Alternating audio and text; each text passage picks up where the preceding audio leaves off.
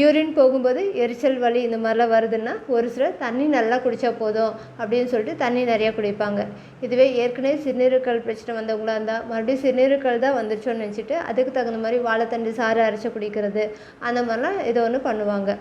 ஆனால் இதுவே நமக்கு சிறுநீர் பாதையில் ஏதாவது தொற்று ஏற்பட்டு அதனால் நமக்கு இந்த மாதிரி யூரின் போகும்போது எரிச்சல் வலி வருதுன்னா நம்ம அது சரியான ட்ரீட்மெண்ட் எடுக்காதப்போ அந்த சிறுநீர் பையிலேருந்து அந்த பாக்டீரியாக்கள் நம்ம சிறுநீரகத்தில் பாதிப்பு ஏற்படுத்தும் போது நமக்கு அதிகமான காய்ச்சல், குளிர், முதுகில் சைடில் வலி ஏற்படுறது, குமட்டல், வாந்தி அந்த மாதிரியான பிரச்சனைகளை நமக்கு ஏற்படுத்துது.